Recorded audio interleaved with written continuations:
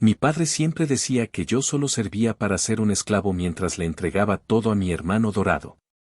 Cuando él perdió su empresa y vino a culparme por el fracaso, mientras que yo solo me burlaba trabajando desde mi negocio. Nací y me crié en un suburbio olvidado del sur de Estados Unidos, donde la calle olía a gasolina en verano y a hojas húmedas en otoño, y donde la gente que trabajaba con las manos era mano de obra, así como si fuéramos muebles. En mi casa, esa etiqueta venía firmada por mi papá, que cada que podía me soltaba la misma cantaleta de mierda, que yo había nacido para ser un esclavo, que lo mío era agachar la cabeza y cargar cajas. Que el cerebro se lo habían repartido todo en mi hermano mayor. Él era el orgullo, el campeón, el hijo dorado que se sacaba fotos con la toga, aunque por dentro fuera puro cartón mojado.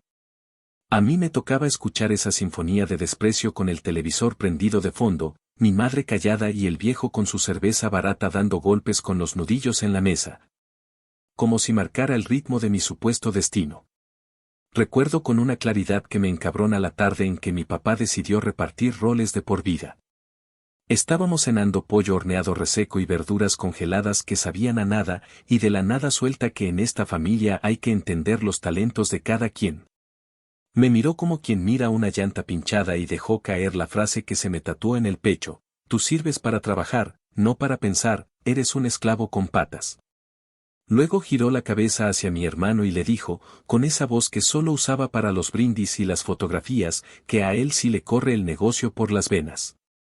Mi hermano sonrió con ese aire de influence barato, yo me quedé masticando rabia, palabras, el orgullo hecho chatarra. Mi madre carraspeó, quiso decir algo, apenas murmuró que cada quien a lo suyo y se levantó a recoger los platos como si la casa entera no se estuviera cayendo a pedazos. Con el tiempo me di cuenta de que mi papá no solo lo pensaba, lo hacía ley. Él llevaba una empresa de servicios, esas que viven de contratos de mantenimiento y promesas de mañana te mando al equipo. No era ningún genio, pero se sabía mover, conocía a medio mundo en el ayuntamiento, y con eso armó su pequeño reino de facturas, camionetas blancas y polos con el logo bordado.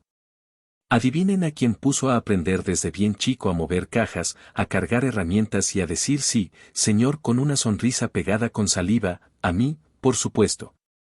Mi hermano, en cambio, tenía su oficina con aire acondicionado, su silla que parecía butaca de cine, su computadora cara y su tono de voz educado para hablar con clientes. El mensaje era claro y directo como un ladrillazo: uno manda, el otro obedece. El que obedece soy yo, y mejor que ni rechiste. A mí me empezó a gustar la mecánica no por hobby, sino por supervivencia. Si quería ir y venir, necesitaba carro, y el único que podía pagar era una chatarra verde con la pintura cuarteada que conseguí en un lote de autos usados donde el vendedor juraba que solo necesitaba cariño. El cariño fue aprender a cambiar bujías con tutoriales en el teléfono, a rasparme los nudillos contra el bloque del motor, a empaparme de aceite hasta los codos.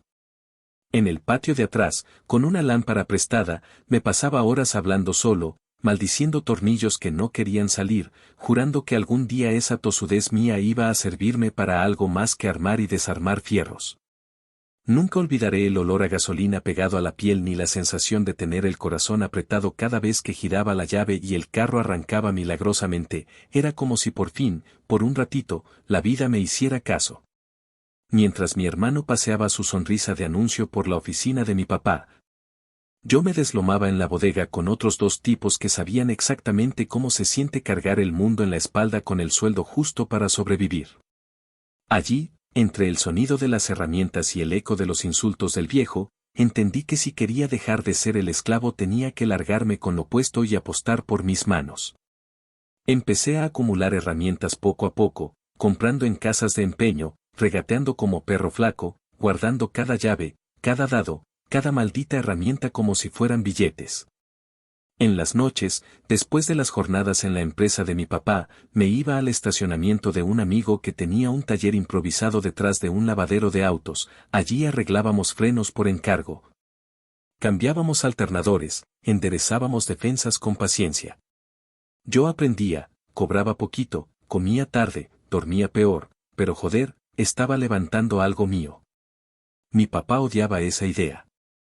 Decía que ese tallercito de barrio era pérdida de tiempo, que yo debía agradecerle el puesto fijo con su empresa, que la lealtad a la familia se mide agachando la cabeza. Cada que me veía con las manos negras me repetía lo mismo, como si fuera un rezo: eres un esclavo, no te da la cabeza para más. Una vez, en Navidad, se atrevió a soltar ante toda la familia que yo debería aprender a estar contento con lo que soy. Dijo esas palabras con un vasito de whisky y sonrisita burlona. Mi hermano se rió, una risa corta, de esas que buscan complicidad. Yo agarré un pedazo de jamón, lo mordí y me juré en silencio que algún día, cuando me sentara otra vez en una mesa así, no sería como el tipo que traga y se calla. No dije nada porque ya me conocía la jugada: si alzaba la voz, terminaba siendo el problemático, el desagradecido, el dramático. Me guardé la furia para más tarde, donde duele de verdad, el trabajo. La independencia no llega con fanfarrias, llega con recibos vencidos, con herramientas baratas que se rompen, con clientes desconfiados que te dicen que un día de estos te llamo. Yo aprendí a sonreír con cansancio, a explicar con paciencia, a decir vamos a hacerlo bien aunque por dentro estuviera temblando. Al mismo tiempo, seguía en la empresa de mi papá porque necesitaba el cheque, y ese doble turno me estaba comiendo la vida. Mi madre me preguntaba, en voz bajita, si no me estaba matando mucho, me ofrecía un tupper de arroz con pollo y yo le respondía que estaba bien, que no se preocupara, que era solo por un rato. Ella asentía con esos ojos tristes que no miran directo, y volvía a la cocina a lavar platos como si allí pudiera lavar también la culpa de nunca haberme defendido. El punto de quiebre llegó una tarde pegajosa de finales de verano, cuando el calor se pega al asfalto y las ventanas parecen sudar. Hubo un problema con un contrato grande de la empresa, un cliente importante que se quejó de un trabajo mal hecho, y mi papá entró a la bodega echando humo, señalándome con el dedo como si yo hubiera quemado la bandera. Me soltó un sermón que terminó con la frase de siempre y un remate que me prendió fuego por dentro: y tú callado, a trabajar, que para eso estás. Ahí, por primera vez, lo miré sin parpadear y le dije que yo no iba a tragarme más esa mierda, que no iba a ser su criado, que mi trabajo valía y que si no lo veía, peor para él.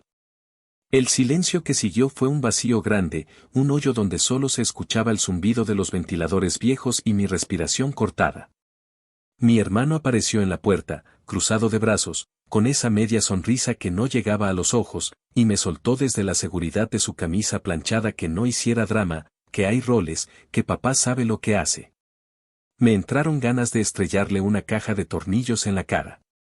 No lo hice. En vez de eso, pedí mis cosas, colgué el chaleco con el logo de la empresa y me largué. No es que al día siguiente despertara dueño de un imperio. Desperté con el mismo colchón viejo, el mismo cansancio, la misma duda de si había hecho una locura.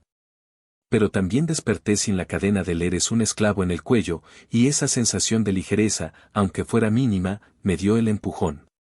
Con un amigo que conocía de los estacionamientos y un compa del lavadero armamos un pequeño espacio en un local que había sido una panadería, todavía olía a harina y a levadura.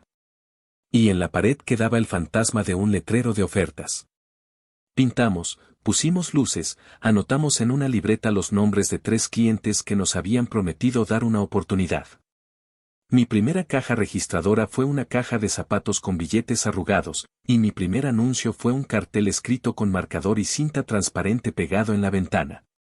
Había miedo, claro que sí, pero también había un gusto casi infantil por cada ruido del taller, el impacto del martillo, el clic de las matracas, el ronroneo torpe de un motor que va volviendo a la vida. Mientras mi taller, con todas sus carencias, empezaba a agarrar forma, la empresa de mi papá seguía su marcha como siempre. Con mi hermano repartiéndose tarjetas de presentación y posando para fotos con chaleco fluorescente aunque no pisara el lodo ni por accidente. Yo no los buscaba, no preguntaba, no quería saber. Aún así, las noticias, cuando quieren, llegan solas. Un proveedor me contó en confianza que la empresa de mi papá se estaba llenando de deudas y que el príncipe no sabía cómo resolver un problema básico sin pedir favores. Me lo dijo con ese tono de chisme que huele a desastre a la vuelta de la esquina. Yo escuché, asentí, cambié de tema. Por dentro, no les voy a mentir, sentí una chispa de satisfacción que me dio vergüenza por un segundo y luego se me pasó. Si alguien había repartido humillación, había sido él, no yo. El día que vi a mi papá entrar a mi taller con la gorra en la mano, la boca apretada y los ojos duros, entendí que el tablero se había dado vuelta. Venía a decir que la empresa estaba en la lona, que el banco apretaba, que el negocio familiar necesitaba de sus hijos. Venía a echar culpas como si fueran tuercas sueltas. Yo lo miré, me limpié las manos con un trapo que olía a grasa y a solvente, y por primera vez en mi vida sentí que la escena estaba encuadrada para mí. No para complacerlo, sino para decirle lo que nunca había podido. Él soltó, casi con desprecio, que si hubiera sido leal, otro gallo cantaría. Soltó esa frase y me encendió la sangre. Yo pensé en todas las veces que me llamó esclavo, en todas las cajas cargadas, en todas las navidades con el chistecito de agradece lo que eres. Y lo único que me salió fue una carcajada corta, cansada, llena de todo lo que había tragado durante años. Ahí empezó de verdad esta historia de venganza, no esa venganza de película con persecuciones y finales épicos, sino la venganza diaria. Silenciosa y jodidamente sabrosa de ver cómo el que te escupía en la cara viene ahora a pedirte agua. No voy a adornarlo, hay rencor, hay alivio, hay momentos en los que me pesa la conciencia y otros en los que la arrojo por la ventana. Pero si algo aprendí es que cuando te pasan años diciendo que no vales nada, devolver la mirada sin agachar la cabeza se siente como volver a aprender a respirar. Y cuando el que te quería de rodillas te pide que lo cargues, bueno, ahí es donde uno decide quién es en realidad.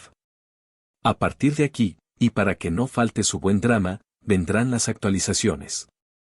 Porque lo que siguió no fue un solo golpe, fueron varios, cada uno con su sabor amargo y su risita al final. Pero por ahora basta con decir que ese día, con mis manos sucias y mi taller oliendo a metal caliente, supe que el papel de esclavo lo había prendido fuego. Y que el humo le estaba entrando directo a los ojos a quien más se lo merecía. Actualización 1. Habían pasado un par de semanas desde aquella escena en la que mi viejo se apareció en el taller con la cara dura y el orgullo hecho mierda, y la vida empezó a mostrarme lo que siempre sospeché. Que todo ese castillo de cartas que él presumía como empresa familiar se estaba cayendo a pedazos y que no había nada que yo pudiera, ni quisiera, hacer para detenerlo. Lo curioso es que yo no tuve que mover un dedo, no tuve que vengarme con acciones directas ni planear nada retorcido. El propio peso de sus decisiones estúpidas estaba aplastando lo que había construido a base de favores, trampas y su eterna confianza en que el mundo le debía obediencia. Mientras tanto, yo seguía metido hasta los codos en grasa, con el sonido metálico de las herramientas de fondo y el olor constante a aceite usado que impregnaba la ropa, y aún así me sentía más libre que nunca. Fue por esos días que me enteré que mi hermano, el eterno hijo dorado, había intentado rescatar la empresa con un préstamo bancario. La jugada era típica de alguien que nunca había tenido que enfrentarse a la realidad. Creyó que bastaba con presentarse de traje, sonreír y firmar papeles para que mágicamente todo se solucionara. El problema fue que pidió dinero sin tener un plan real, sin pensar en cómo pagarlo y, peor aún, sin entender que la empresa ya era un cadáver. Cuando me llegó el rumor, contado por un amigo que trabajaba en una de esas oficinas de crédito, me quedé riéndome solo como un idiota en medio del taller. Me imaginaba la cara de mi papá, roja de furia, y la de mi hermano, con esa sonrisa nerviosa que siempre usaba cuando no sabía qué hacer. Esa misma tarde, mientras terminaba de ajustar los frenos de una camioneta, me puse a pensar en lo irónico que resultaba todo, yo, el supuesto esclavo, el que no servía para nada. Estaba construyendo poco a poco un negocio sólido, mientras ellos, los que se creían reyes, se estaban hundiendo con todo y corona. La confirmación de que todo iba mal llegó una noche de viernes cuando mi madre, con voz baja y cansada, me llamó para contarme que en la mesa de la casa ya no se hablaba de otra cosa que no fueran deudas, llamadas de acreedores y cartas con plazos vencidos. Me dijo que mi papá no dormía, que se pasaba las madrugadas caminando de un lado a otro de la sala, mascullando maldiciones y repitiendo que alguien lo había traicionado. No hacía falta adivinar quién era ese alguien, por supuesto que me culpaba a mí, como si mi ausencia hubiera abierto un hueco tan grande que la empresa entera se desplomara. Mi madre trató de suavizarlo, Dijo que quizá no era culpa mía sino que él estaba frustrado, pero yo conocía demasiado bien su manera de torcer las palabras. Lo escuché todo en silencio y cuando colgué me quedé mirando el techo, sintiendo un alivio extraño, como si cada insulto que alguna vez me lanzó ahora estuviera regresando a su garganta para asfixiarlo. Mientras ellos se ahogaban, yo tenía otro ritmo de vida. El taller se había llenado de trabajo. No era glamuroso ni nada parecido, pero había clientes que volvían, que me recomendaban con amigos y vecinos, y eso era oro puro. Recuerdo especialmente a un tipo que trajo su camioneta Ford hecha pedazos después de un accidente menor. Al final, quedó tan agradecido con el trabajo que me consiguió otros 3 clientes en menos de una semana. Eso me obligó a contratar ayuda, porque yo solo no daba abasto. 2 chicos del vecindario, con ganas de aprender y pocas oportunidades, se unieron a mí. Verlos trabajar, ver cómo aprendían rápido y se reían en el mismo taller que olía a sudor y metal caliente, me dio una satisfacción que no sabía describir. Yo, el que supuestamente nunca iba a poder liderar nada, estaba dándoles un empleo digno a 2 personas que confiaban en mí más de lo que mi propio padre lo había hecho en toda mi vida. El contraste entre mi mundo y el de ellos era cada vez más grotesco. Mientras yo me esforzaba por hacer crecer mi negocio, el viejo y el dorado seguían empeñados en vivir de apariencias. A veces escuchaba que mi hermano llegaba a reuniones con camisas nuevas, con corbatas que claramente no podía pagar, como si seguir pareciendo exitoso fuera a salvarlo del desastre. Los proveedores empezaron a negarse a entregarles materiales sin pago adelantado, y los rumores de que estaban en la cuerda floja se extendieron rápido. Yo no tenía que decir nada, la gente hablaba sola. Y en un pueblo o una ciudad pequeña, cuando la gente empieza a hablar, es peor que cualquier campaña de desprestigio. Un sábado, mientras estaba cerrando el taller al final del día, un vecino se acercó y me soltó que mi papá andaba diciendo por ahí que yo era un malagradecido, que lo había dejado tirado, que no tenía corazón. Me lo contó con esa mezcla de chisme y pena ajena, y yo simplemente asentí. Por dentro me hervía la sangre, porque era el colmo. Después de años de humillaciones, ahora pretendía pintarse como víctima y dejarme a mí como el villano de la película. Esa noche, en vez de emputarme más, me serví una cerveza y me puse a recordar todas las veces que tuve que aguantar sus insultos. Pensé en cómo, de alguna manera retorcida, ese discurso de mierda había sido el combustible que me empujó a salir adelante. Me reí solo en la cocina y brindé en voz baja, como si le hablara a un fantasma: salud, cabrón, gracias por enseñarme a nunca ser como tú. Con cada día que pasaba, la caída de su empresa se hacía más evidente, y mi éxito, aunque pequeño todavía, se volvía imposible de ignorar. No voy a mentir, había una parte de mí que disfrutaba cada detalle, como quien ve una serie de televisión y espera el próximo capítulo. La diferencia era que esta serie no era de ficción, era mi vida, y la venganza estaba servida en pequeñas dosis, sin necesidad de planear nada más que seguir trabajando en lo mío. Mientras ellos se hundían entre préstamos y reproches, yo seguía levantando motores y ajustando tuercas, con la certeza de que, por primera vez, el tablero estaba a mi favor. Actualización 2. Habían pasado ya unos meses desde aquella primera oleada de rumores sobre el préstamo fallido de mi hermano y el colapso cada vez más evidente de la empresa de mi padre.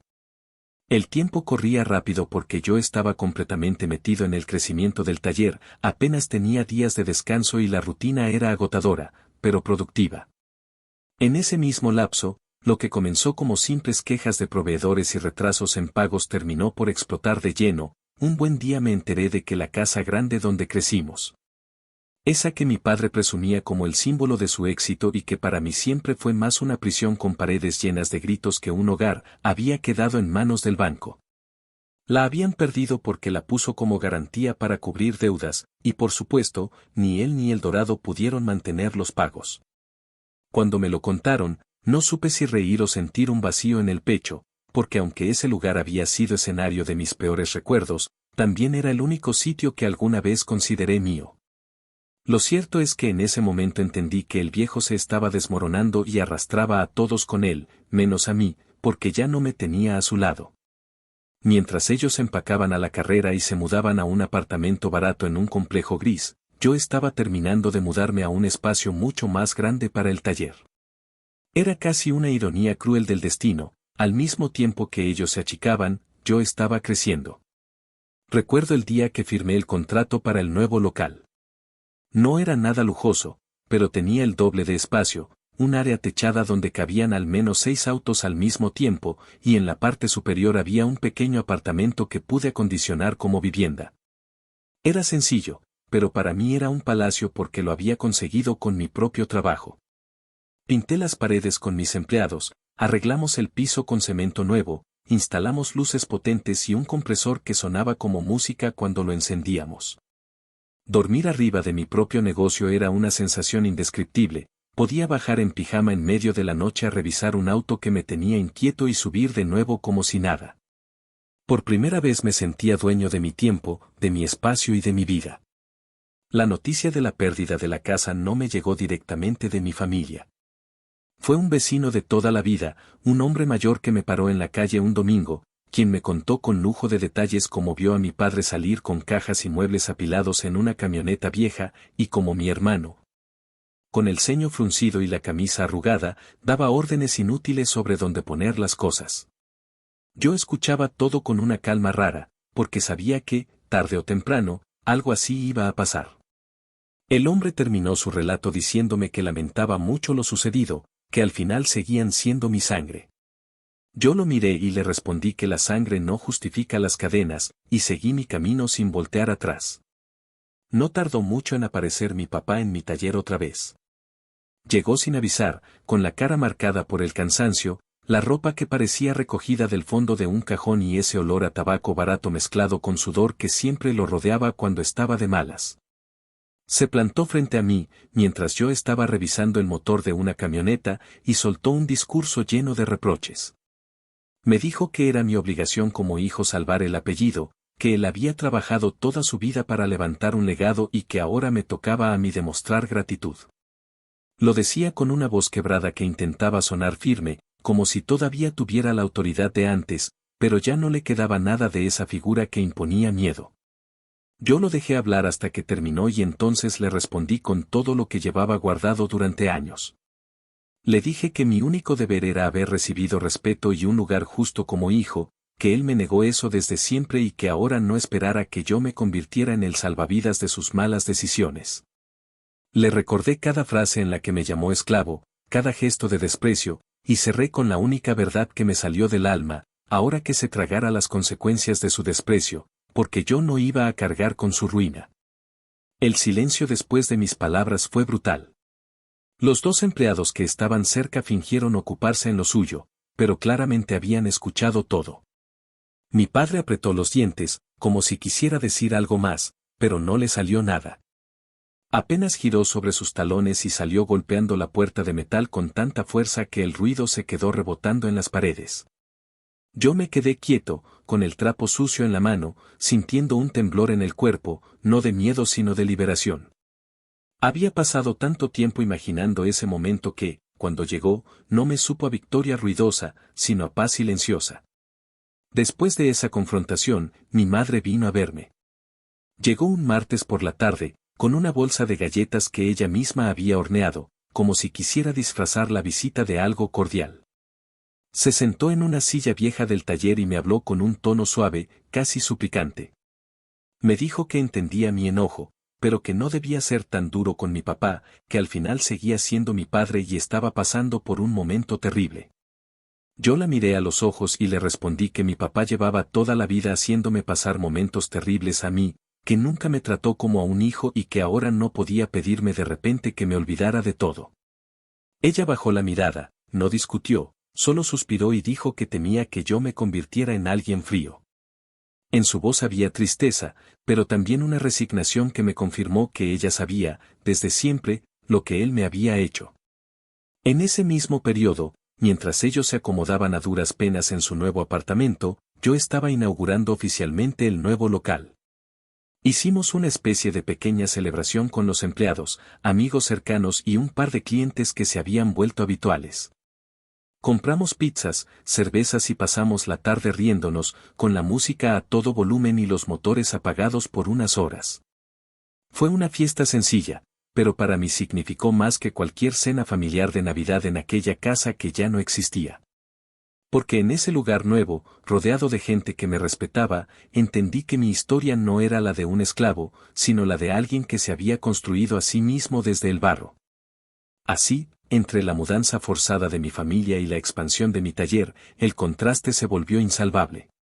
Yo no necesitaba vengarme activamente, la vida misma se estaba encargando de mostrarles la verdad que nunca quisieron aceptar.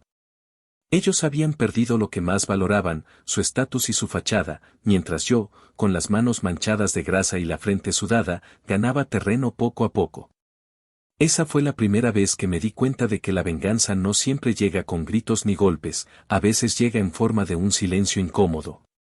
De una puerta cerrada en la cara y de una carcajada contenida mientras trabajas en lo tuyo.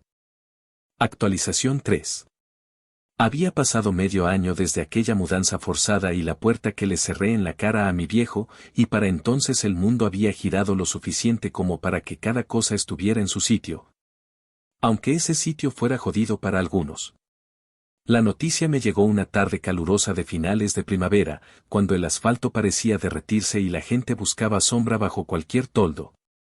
Mi hermano estaba trabajando en una tienda grande de esas que venden desde pan hasta televisores, con chaleco y sonrisa de libreto. Me lo dijo un cliente que lo reconoció en la línea de cajas y no pudo evitar comentarlo, con esa curiosidad que a veces es malicia y otras solo ganas de llenar silencios.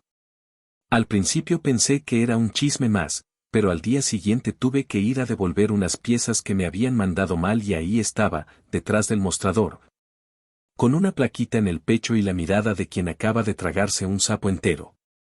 Lo primero que me pasó por la cabeza fue una carcajada, lo segundo fue un golpe de pena que se me quedó atravesado, y lo tercero, lo que de verdad se me instaló en el cuerpo. Fue una rabia vieja que había estado dormida y despertó cuando él me miró y dijo que no fuera a armar un show. Yo solo le respondí, con la voz plana y sin subir el tono, que como iba a armar un show si el espectáculo llevaba años montado por cuenta de ellos. Me pidió que no lo humillara, dijo esas palabras apretando los dientes, y por un segundo casi le digo que ahora entiende lo que es tragarse el orgullo con agua tibia. No lo hice. Pagué, agarré el recibo, y salí a la tarde pegajosa con un sabor amargo y dulce a la vez. Mientras tanto, mi taller no solo estaba a tope, estaba desbordado. Las citas se acumulaban, los fines de semana se habían vuelto días normales y yo, que siempre me había acostumbrado a dormir poco, empecé a entender que crecer también es aprender a delegar y a soltar. Fue en ese mismo periodo cuando tomé la decisión de abrir un segundo local en una ciudad vecina, a media hora en carro si no había tráfico pesado, en una avenida donde pasaba de todo. Desde camiones repartidores hasta familias que salían de la iglesia los domingos.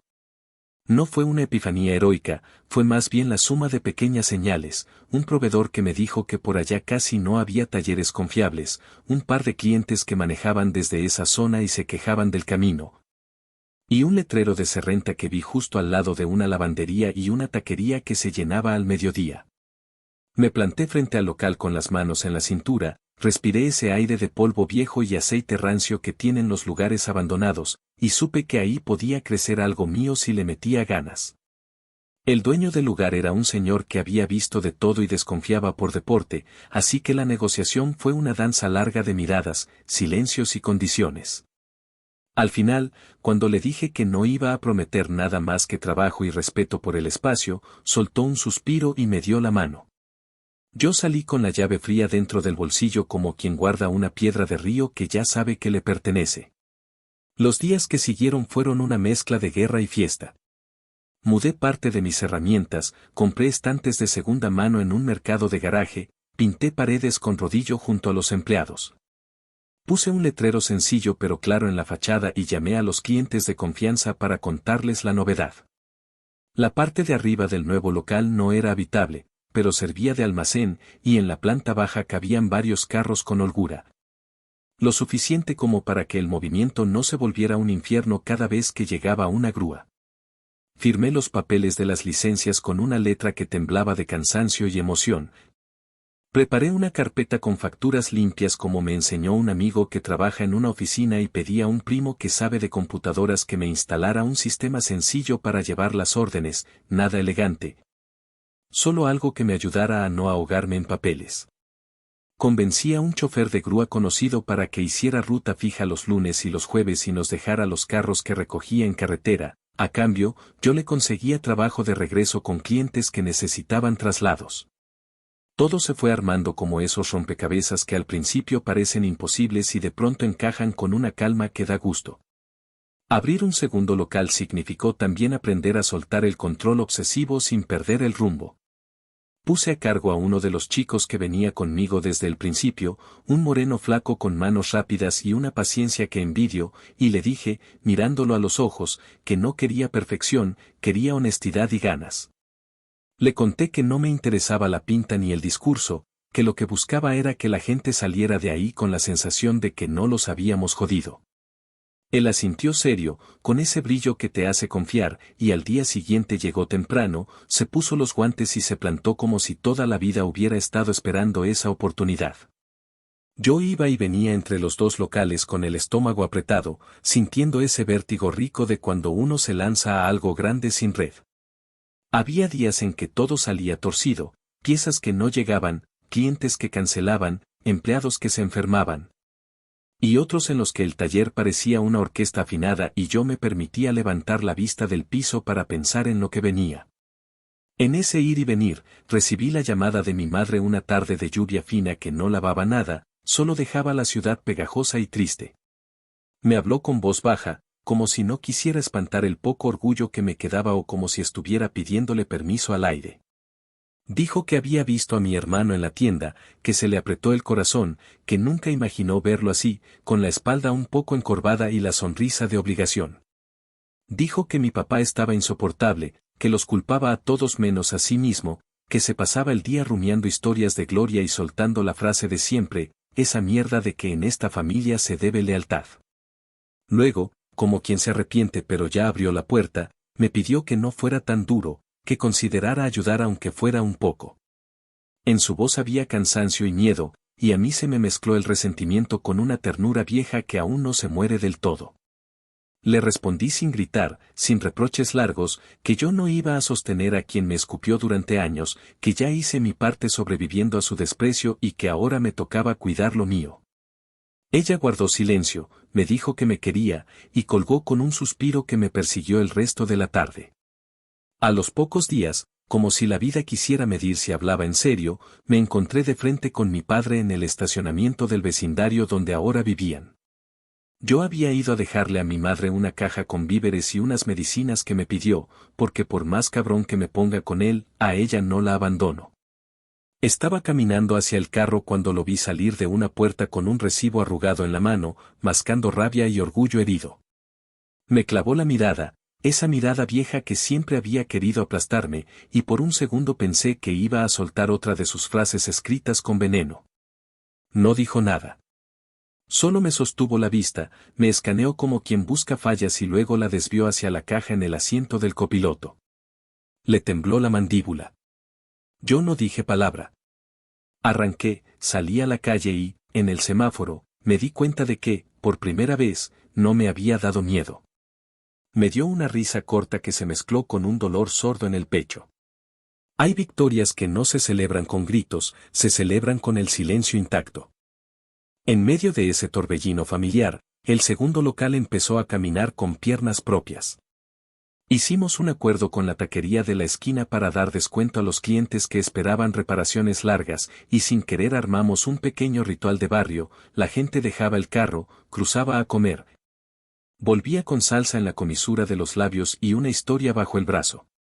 Un señor mayor que llevaba años manejando un sedán azul nos trajo una caja de herramientas que era de su hermano y nos dijo que prefería que las usáramos nosotros antes que se oxidaran en su garaje. Me contó con una sonrisa triste que su hermano era mecánico y que cada vez que pasaba frente al taller sentía el olor a juventud. Una mujer que lavaba ropa en la lavandería de al lado nos recomendó con su hermana, y su hermana con su comadre, y así, como pasa en los barrios donde el boca a boca es rey. El local se llenó de nombres que luego se volvieron rostros conocidos. Yo me dejé llevar por esa corriente cálida y cada noche, cuando cerrábamos la cortina de metal, sentía que el mundo tenía un tamaño manejable, que bastaba con barrer el piso, lavar las manos y volver al día siguiente. No faltaron los tropiezos. Un día se nos jodió el compresor y pasamos la tarde improvisando con paciencia y sudor. Otro día un cliente se puso loco porque el trabajo no quedó a su gusto y me soltó un sermón sobre profesionalismo que casi me prende la chispa, pero respiré hondo. Repetí por dentro que esto es un maratón y no una carrera corta, y le ofrecí arreglar lo que hiciera falta sin cobrarle la mano de obra.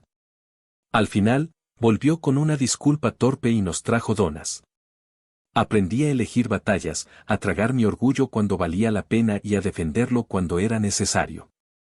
Y cada lección me alejaba un poco más de ese chiquillo que agachaba la cabeza para no escuchar la palabra esclavo. Mi hermano, por su parte, se convirtió en un fantasma que aparecía en anécdotas ajenas.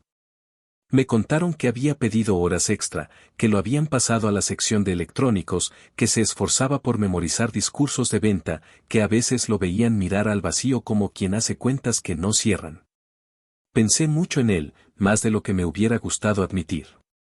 Recordé nuestras peleas de adolescentes, sus burlas, los gestos de superioridad que ahora se le caían como pintura vieja.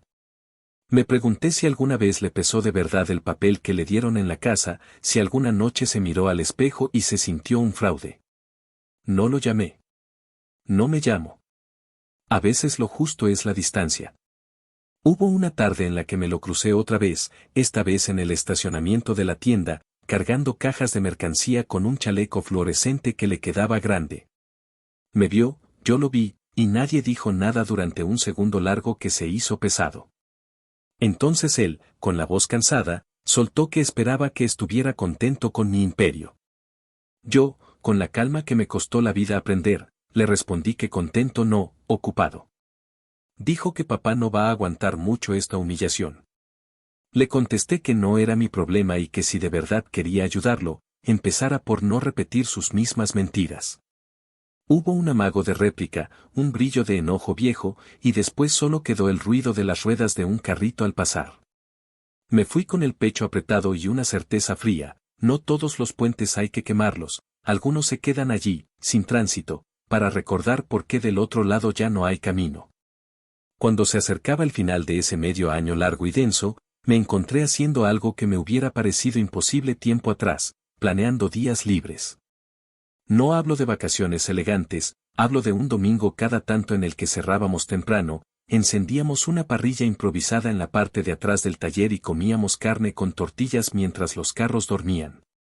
Mis empleados contaban historias, se quejaban de amores locos, reían con carcajadas que limpiaban el aire, y yo me sorprendía mirando alrededor con una especie de gratitud feroz. Esa palabra me costó, porque en mi casa agradecer era sinónimo de agachar la cabeza. Aquí, en cambio, agradecer se parecía a levantarla y mirar de frente. En esos mismos días, mi madre me volvió a llamar. Esta vez no me pidió nada. Me contó que había llevado a mi padre a una cita médica porque se quejaba de dolores que venían y se iban, y que él, en la sala de espera, seguía hablando de su legado como si la vida tuviera que pedirle perdón. Dijo que se le veía más viejo, más pequeño, más solo, y entonces se quedó callada y soltó un susurro que me dolió más que cualquier grito, no sé si todavía espero que cambie o si ya me resigné. Yo no supe qué decir. Le prometí pasar a verla el fin de semana, llevarle pan dulce y revisar una lámpara del pasillo que hacía falso contacto. Colgamos, y yo me quedé un rato sentado en el estribo de la cortina del local, escuchando el golpe seco del metal al enfriarse y pensando que, de todas las venganzas, tal vez la más extraña es la de seguir vivo cuando te querían quieto. Así cerró esa etapa, con mi hermano aprendiendo a vivir sin pedestal, con mi padre empeñado en sostener un discurso que ya nadie aplaude, con mi madre colgando del alambre fino de una esperanza gastada, y conmigo, terco como un mula, sosteniendo dos locales que olían a aceite y a futuro. No hubo fuegos artificiales ni discursos heroicos. Hubo trabajo, cansancio, risas cortas, silencios largos y ese sabor agrio de la justicia que no llega por decreto sino por insistencia. Y aunque me gustaría decir que ahí terminó la historia, lo cierto es que apenas estaba tomando forma, porque la vida, caprichosa, todavía tenía varios giros guardados, algunos feos, otros liberadores. Y yo estaba más que listo para mirarlos de frente sin bajar la cabeza jamás. Actualización 4. Había pasado ya más de un año desde que la empresa de mi padre se fue a la mierda y desde que mi hermano quedó relegado a cargar cajas con el chaleco de colores en aquella tienda. Yo había aprendido a vivir entre los dos talleres, corriendo de un lado a otro, levantándome temprano y acostándome tarde, pero con la satisfacción de que cada sacrificio valía la pena. En ese mismo tiempo, el cuerpo de mi viejo comenzó a resentir los años y los excesos. No era que de pronto se convirtiera en un anciano frágil, pero el hombre que antes parecía indestructible empezó a mostrar grietas que nunca quiso admitir. Mi madre me llamó un martes húmedo, con la voz cansada, para decirme que él había estado con dolores fuertes en el pecho y que el médico le advirtió que si no bajaba el ritmo y cambiaba su manera de vivir, iba a terminar hospitalizado más temprano que tarde. No me sorprendió. Sabía que el orgullo lo había mantenido erguido más que la salud, y ese orgullo ya no tenía donde sostenerse. A los pocos días me encontré de frente con la realidad de ese deterioro. Salía del taller de la ciudad vecina cuando vi a mi padre y a mi hermano bajarse de un autobús viejo, caminando despacio hacia el apartamento de mierda donde vivían. Mi hermano cargaba las bolsas del supermercado, mi padre apenas sostenía un bastón improvisado y la respiración se le notaba forzada. Por un instante pensé en acercarme, en ofrecer ayuda, pero me contuve. Me quedé observando desde la acera contraria, con el pecho apretado, hasta que desaparecieron en la entrada. Fue en ese momento cuando entendí que mi papel ya no era el del hijo que acude corriendo a resolverles la vida. Lo mío era otra cosa, era seguir de pie en mi terreno, aunque ellos se desmoronaran. No tardaron mucho en buscarme. Un jueves por la tarde, mientras terminaba de entregar un carro reparado, escuché golpes insistentes en la puerta del taller. Cuando salí, ahí estaban los dos, mi hermano con la cara seria, intentando parecer fuerte, y mi padre con esa mezcla de enojo y súplica que le deformaba la boca. Me dijeron que necesitaban ayuda, que los gastos médicos se estaban acumulando y que yo, con mis dos talleres y mi vida estable, era el único que podía cumplir con el deber de un hijo. Mi padre se atrevió a soltar esa frase como si aún tuviera poder sobre mí, como si después de tantos años de humillaciones pudiera invocar de la nada una obligación que él mismo se encargó de quemar con cada insulto. Me quedé en silencio unos segundos, y luego les respondí sin levantar la voz, pero con la claridad de quien ya no se doblega, no iba a darles ni un centavo. Que mi deber era con la gente que había confiado en mí y que ellos tendrían que enfrentarse a las consecuencias de sus propias decisiones. Les dije que yo ya había cargado suficiente con un apellido que nunca me dio nada, y que ahora era momento de que ellos cargaran con lo que les tocaba. Terminé la frase y le cerré la puerta en la cara. Escuché el murmullo de mi hermano diciendo que era un maldito egoísta, escuché a mi padre golpear la lámina con el bastón, pero no volví a abrir. Me quedé de pie, sintiendo cómo me temblaban las manos, no de miedo, sino de la adrenalina de haber puesto un límite definitivo. Esa misma noche supe que mi padre andaba diciendo a medio vecindario que yo me había convertido en un monstruo sin corazón.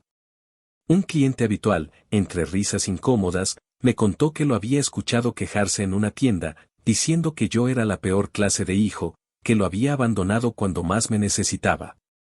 Escuché todo con una calma extraña, porque en otro tiempo esas palabras me habrían destrozado, pero ahora solo me confirmaban que la venganza tenía formas silenciosas y efectivas. Ya no necesitaba discutirle ni demostrarle nada. Él mismo se estaba condenando con cada historia que contaba. El mismo hombre que me llamó esclavo toda la vida ahora iba por ahí rogando que lo cargara, y esa contradicción lo estaba carcomiendo más que cualquier enfermedad. El deterioro de mi padre se hizo más evidente con los meses. Mi madre me confesó que pasaba las tardes sentado en una silla mirando por la ventana, mascullando recuerdos y quejas, sin energía para otra cosa. Mi hermano intentaba cubrir lo básico con su sueldo miserable, pero apenas alcanzaba para la renta y la comida. Yo, por mi parte, estaba inaugurando la ampliación del segundo taller y planeando abrir una oficina pequeña para organizar mejor las cuentas. Las diferencias eran abismales. Había noches en las que, al cerrar la cortina del local y subir a mi apartamento, me servía una cerveza y me quedaba mirando el techo, pensando en lo irónico de todo. Mi padre me había pasado años diciendo que yo nunca llegaría a nada, y ahora era el quien no tenía absolutamente nada más que la sombra de su orgullo roto. En más de una ocasión me pregunté si estaba siendo demasiado duro, si no me estaba convirtiendo en la versión fría que siempre temí. Pero cada vez que esa duda aparecía, recordaba las palabras exactas que me había repetido una y otra vez, esa marca de esclavo que quiso dejarme grabada, y la respuesta se me aclaraba sola. No, no era crueldad, era justicia. La vida me estaba devolviendo, a su manera, todo lo que me arrebató de niño. Y yo no iba a renunciar a ese derecho. Mi padre podía seguir llamándome monstruo, podía seguir contando historias a medias, pero la verdad ya estaba clara, yo había roto las cadenas y ellos seguían arrastrándolas. Así cerró esa etapa, con mi padre debilitándose y reclamándome como si todavía pudiera ordenar mi vida, con mi hermano desgastado tratando de sostenerlo, con mi madre atrapada en medio.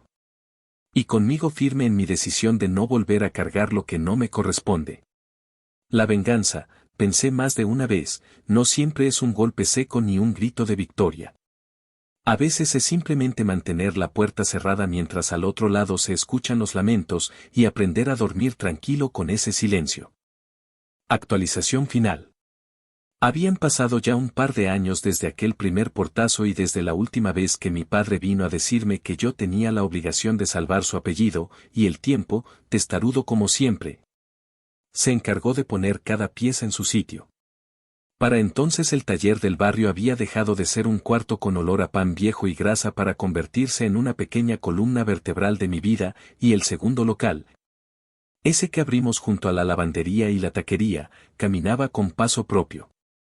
El salto más grande llegó cuando un mecánico veterano del otro lado de la ciudad, un tipo con manos de nudo y mirada noble, decidió por fin retirarse y ofreció traspasarme su clientela y su renta porque le gustaba cómo tratábamos a la gente.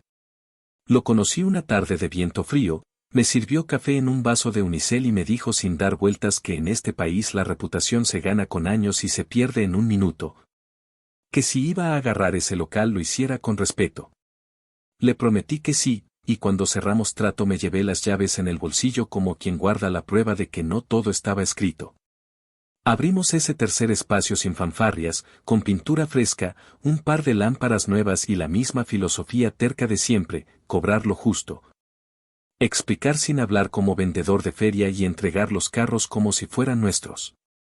A la semana ya teníamos a un señor de gorra que traía su camioneta desde antes de que yo aprendiera a manejar. Y a una enfermera que salía de turno de noche y dejaba su sedán confiando en que lo revisaríamos mientras dormía. Sin darnos cuenta, habíamos armado un pequeño mapa de rutas, grúas amigas y proveedores que nos guardaban piezas porque sabían que no fallábamos con los pagos. En lo personal también me había alcanzado la calma de la que siempre hablan y que yo pensaba que era puro cuento. Conocí a una mujer que no se espantó de mis manos manchadas ni de mis horarios de locura. Llegó una tarde con el radiador caliente y el ceño fruncido, y salió riéndose con la promesa de regresar por un ajuste y un café. Regresó, y luego siguió regresando, hasta que un domingo cualquiera ya estaba sentada en la parte de arriba del local, con una cobija en las piernas y una serie mala de fondo. Mientras yo bajaba cada tanto a revisar un motor inquieto. No hicimos grandes discursos. Un día la acompañé a ver un departamento con luz bonita y cocina chiquita y otro día ella me acompañó a ver a un proveedor que hablaba demasiado, y así, con esa suma de cosas pequeñas, se nos fue armando una vida. Cuando tuve el valor, fui a una joyería modesta y compré un anillo sencillo con el dinero que guardaba en un sobre en la caja fuerte, esa que huele a metal y polvo. Y se lo di en la mesa de la cocina con el cabello revuelto por el sueño. Me dijo que si sin lágrimas ni música, solo con esa sonrisa que me baja las revoluciones. Decidimos que habría boda chiquita, que no invitaríamos a quien viniera a jodernos la paz, que la fiesta sería carne asada con amigos en el estacionamiento del local de siempre y que la música la pondría un vecino que, sin presumir, tiene mejor gusto que cualquiera. Mientras mis planes se acomodaban con ese ritmo de barrio, lo de mi familia seguía su curso hacia abajo. Mi hermano, cansado de sonreír bajo luces frías, había pedido que lo pasaran a otra sección, y se topó con la realidad que a mí me estrellaron en la cara desde chiquillo: cuando ya no hay pedestal, te toca aprender a caminar sin caerte. Se esforzaba, no voy a negarlo, pero se lo comía la deuda vieja como come la polilla la ropa guardada. Mi padre, por su parte, se sostenía en un orgullo gastado que ya no asustaba a nadie. Empezó a faltar a sus citas médicas, a preferir sentarse frente a la ventana y maldecir en voz baja, a recordar historias donde él siempre era el héroe incomprendido. Mi madre, más flaca y con el pelo recogido deprisa, me llamaba de vez en cuando para contarme que el dinero apenas alcanzaba, que el bastón improvisado ya no daba, que el dolor de espalda lo tenía insoportable. Había días en los que, colgado entre la rabia vieja y una compasión que me nace aunque me niegue, le mandaba a mi madre víveres y medicinas por entrega, con instrucciones claras de que eran para ella. Y sí, sé que más de una vez mi padre comió de esa bolsa y tomó de ese frasco, y a ratos me hervía la sangre, pero me repetía que yo no estaba salvándolo a él, estaba cuidando a mi madre. Que no me defendió cuando debió hacerlo, pero que ahora no debía cargar sola con la ruina de un hombre que eligió el desprecio como idioma. El día que cerró el círculo llegó sin música ni trompetas, como llegan esas cosas que de verdad importan. Era media mañana de un jueves despejado, con el aire oliendo a caucho nuevo y a café barato. Tenía las manos ocupadas con una camioneta que hacía un ruido grave cada que girabas el volante y estaba explicándole a un cliente, con paciencia de santo, ¿por qué valía la pena cambiar unas piezas antes de que el problema creciera, cuando escuché la puerta del local abrirse con ese chirrido que siempre digo que voy a aceitar y nunca aceito? Entraron mi padre y mi hermano, juntos, como un cuadro mal colgado. Mi hermano, con la cara tensa y la camisa mal planchada, se plantó a la derecha. Mi padre, con la frente perlada de sudor y esa mirada que te quiere perforar, se paró frente a mí como si la simple postura pudiera devolverle la autoridad. Dijo, y lo dijo con un tono que buscaba público, que yo les debía todo, que sin la empresa familiar yo jamás habría aprendido a trabajar, que les había robado clientes, que me había enriquecido a costa de su caída. Lo soltó de corrido, como quien vomita bilis. Hubo un silencio breve donde solo se oyó el golpeteo de una llave contra el piso. Yo respiré hondo, miré la camioneta, me limpié las manos con el trapo que siempre llevo en el bolsillo y me permití una risa corta, casi un resoplido. Ese que te sale cuando por fin entiendes que el monstruo de la infancia es solo un hombre con miedo. Le contesté sin levantar la voz, pero clavando cada palabra donde duele, que si de verdad quería hablar de deudas, empezáramos por las suyas, por cada vez que me llamó esclavo en mi propia casa, por cada trabajo no pagado. Por cada Navidad en la que me dejó claro que yo era el hijo de repuesto. Le dije que clientes no me robé ninguno, que la gente no es tornillo ni filtro para andar cambiando de dueño, que los clientes se quedan donde los tratan con respeto. Le recordé que cuando llegó a pedirme ayuda la primera vez yo ya cargaba mis propios gastos y a 2 empleados que dependían de un sueldo que yo no iba a poner en riesgo por su ego. Rematé, y allí sí se me escapó la sonrisa que él odiaba, con la frase que se me quemaba en la lengua desde que era chamaco, que si quería a un esclavo fuera a buscarlo en el espejo o en las historias que se cuenta para dormir. Porque aquí lo único que había era trabajo y dignidad, y en ese idioma él nunca quiso aprender a hablar. Mi hermano intentó meter paz con ese aire de mediador que usaba cuando la cosa se le iba de las manos. Dijo que pensara en la familia, que recordara que todos nos necesitamos. Lo miré con esa mezcla de tristeza y enfado que uno reserva para los que pudieron elegir distinto y no quisieron.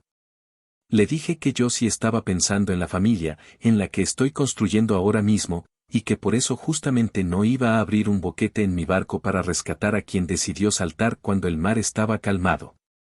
En el fondo del taller, uno de mis muchachos dejó de trabajar un segundo, con los ojos grandes. Le hice un gesto con la barbilla para que siguiera, porque yo no iba a convertir mi taller en teatro.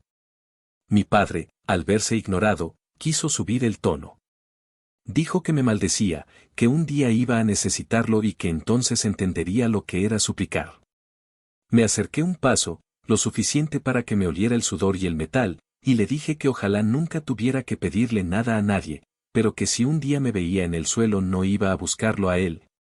porque aprendí a levantarme solo cuando a él le daba risa verme caído. La rabia le subió a la cara como fuego viejo, golpeó con el bastón la orilla de la rampa y la punta se astilló. El sonido me atravesó los dientes. Le señalé la salida con el trapo en la mano. Se fueron, y la puerta volvió a chirriar. Yo volví a la camioneta y le pedí al cliente que la encendiera, y el motor cantó claro, como si me diera la razón. Esa tarde, cuando bajó el sol y el aire por fin se puso amable, me senté en la orilla de la rampa con una cerveza sin prisa y llamé a mi madre. Le conté lo que había pasado sin adornos, y ella guardó un silencio largo, de esos que pesan. Dijo que lo sentía, que nunca había querido que las cosas llegaran allí, que no sabía cómo reparar tantos años de palabras podridas. Yo, que arrastro rencores como cualquiera, le dije que no hacía falta que arreglara el pasado, que se cuidara ahora, que si necesitaba algo contara conmigo. Pero que no volviera a mandarme mensajitos disfrazados de súplica de parte de él porque esa puerta estaba cerrada y soldada. Dijo que lo entendía, que me quería, y colgó con un suspiro que me dolió como cuando te entra aire frío en una muela rota. Al día siguiente programé con el muchacho de la tienda que le lleva víveres a que pasara cada semana por el departamento, pagado por mí, con la condición de que toca a nombre de ella y deja la caja en sus manos. El chico me dijo que sí con la naturalidad de quien conoce 50 historias iguales, y yo me prometí no buscar pretextos para romper mi propia regla. Con el tiempo me fui enterando por terceros de que mi padre y mi hermano se cambiaron a un complejo de apartamentos para gente grande con rentas más suaves, un lugar de pasillos largos y olor a desinfectante. Mi hermano tomó otro trabajo por las noches durante una temporada, y supe que terminó por soltarlo porque el cuerpo no le aguantó. A mi padre lo vieron alguna vez sentado en la banca de un parque, contándole a un señor que paseaba un perro que había tenido una gran empresa, que sus hijos le salieron malagradecidos, que la vida es injusta. La vida, pensé cuando me lo contaron, no es injusta ni justa, es terca. Te pone enfrente lo que vas sembrando, aunque tardes años en reconocer que esas semillas eran tuyas. Mi mundo, en cambio, siguió girando con sus problemas reales, de esos que se resuelven con manos y cabeza. Los talleres crecieron lo suficiente para que la nómina ya no fuera una ruleta, para que la Navidad se celebrara con comida de verdad y aguinaldos decentes. Para que un lunes cualquiera yo pudiera ir al banco de la esquina y saludar por su nombre a la señora que me atiende sin sentir que me van a poner cara. Aprendí a decir que no a trabajos que olían a pleito, a mandar presupuestos por escrito y a sonreír a medias cuando un cliente me quería enseñar videos encontrados en internet donde todo parece fácil. Empecé a ir a correr alrededor del lago del parque los domingos temprano, no porque me haya vuelto atleta, sino porque la cabeza me lo pedía. La boda la hicimos como dijimos, con mesas de madera, hamburguesas hechas en parrilla y una hielera vieja llena de hielo que se derretía a lo bruto. Invité a mis muchachos, a clientes que se habían vuelto amigos y a vecinos que te dicen buenos días aunque no sepan tu nombre. No invité a mi padre ni a mi hermano. Mi madre se sentó a mi lado un ratito, me abrazó fuerte y me dijo bajito que ojalá yo nunca necesitara perdonar para estar en paz, que a veces basta con no repetir la historia. Guardé esas palabras como se guarda una llave. Si alguien espera un final con reconciliación de película, con discursos emocionados y abrazos tardíos, no lo va a encontrar aquí. Mi venganza no fue hundirlos ni verlos arrastrarse pidiéndome perdón. Mi venganza fue levantarme cada mañana, abrir la cortina de metal y sentir que el olor a aceite y a caucho quemado ya no significa vergüenza sino sustento. Fue mirar a mis empleados a la cara y pagarles a tiempo. Fue ver a la mujer que amo reírse en la cocina mientras el gato del vecino intenta meterse por la ventana. Fue caminar por el pasillo del tercer local un miércoles cualquiera, escuchar que una radio vieja suelta una canción de rock clásico y pensar que, carajo, al final sí se puede salir del papel que te escribieron a golpes. A veces, cuando cierro, me queda la tentación de voltear hacia el pasado y buscar una miga de ternura en el recuerdo de mi padre, y otras veces me sale un insulto que me queda corto. Ya no me peleo con eso. Lo dejo pasar como se deja pasar el humo de un escape cuando se mezcla con el aire frío. La última vez que supe de él fue por un mensaje corto de mi madre, diciendo que estaba estable, que la edad le pesaba y que ya no pataleaba tanto. No pregunté más. No me acerqué. Me quedé con esta certeza tosuda, no tengo por qué rescatar a quien me empujó al agua para ver si sabía nadar. Aprendí a nadar, y ahora camino por la orilla sin miedo. Si un día la vida decide cobrarme cuentas, que me las cobre por mis errores, no por la culpa heredada. Mientras tanto, yo seguiré aquí, en mis talleres con piso manchado y paredes que cuentan historias, ajustando tornillos, enderezando caminos, riéndome bajito cuando algún cliente, sin saberlo, suelta la palabra esclavo para referirse a sí mismo y yo le contesto que no, que aquí nadie es esclavo de nadie, que uno es del trabajo que hace y del respeto que se gana. Y si a la distancia alguien se empeña en culparme de su ruina, que lo haga. Yo ya hice mi parte, romper la cadena, mantenerme de pie y no volver a bajar la cabeza. Eso, aunque suene simple, es la única venganza que de veras me interesa.